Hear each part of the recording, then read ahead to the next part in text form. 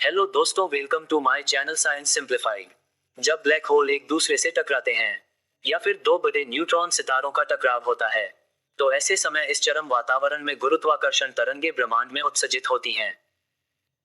इसी तरह की दूर ब्रह्मांड में घटित प्रलयकारी घटनाओं से पृथ्वी पर आने वाली गुरुत्वाकर्षण तरंगों का अध्ययन करने के लिए laser interferometer gravitational wave observatory LIGO की स्थापना की गई।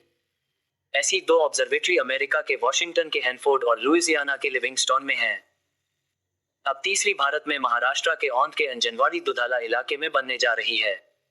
लीगो इंडिया परियोजना भारत की पहली laser interferometer gravitational wave observatory LIGO परियोजना है। योजना के लिए भारत सरकार द्वारा 2016 में मंजूरी दी गई थी। इस योजना के तहत 2021 को महाराष्ट्र के हिंगोली राजस्व विभाग ने परियोजना की स्थापना के लिए औंधा नागनाथ शहर के दुधला में 225 हेक्टेयर भूमि आवंटित की है। लीगो इंडिया परियोजना के तहत यूएसए के साथ एक समझौता ज्ञापन मांग किया गया है। निर्माण कार्य में परमाणु ऊर्जा विभाग डे और विज्ञान और प्रौद्योगिकी विभाग डीएसटी, भारत सरकार द्वारा राष्ट्रीय विज्ञान फाउंडेशन एनएसएफ आदि संस्थाएं शामिल होंगी। केंद्र सरकार ने लीगो इंडिया की स्थापना के लिए 2600 करोड़ के बजट को मंजूरी दे दी है। केंद्रीय बोर्ड की बैठक में यह अहम फैसला लिया गया है। लीगो के बारे में। लीगो समतल जमीन पर फैला एक एल आकार का विशाल उपकरण है। एल की दोनों भुजाएं 4 किलोमीटर लंबी होती है।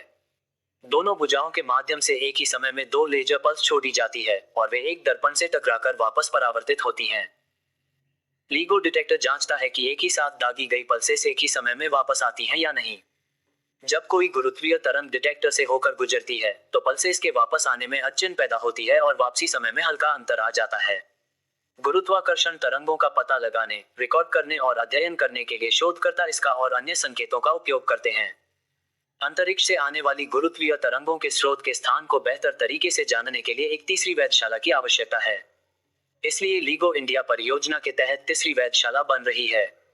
एक अधिक आदर्श सेटअप के लिए एक ही गुरुत्वीय तरंग को रिकॉर्ड करने के लिए 4 वेधशालाओं की आवश्यकता होती है। इसके लिए शोधकर्ता इटली और जापान में डिटेक्टरों की स्थापना और अपग्रेड कर रहे हैं।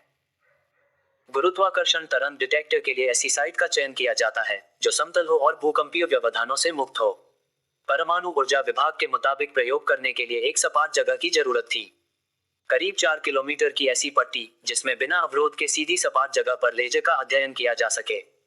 औंध की जमीन ऐसी स्थिति के लिए बिल्कुल सटीक थी, इसलिए इसका चुनाव किया गया।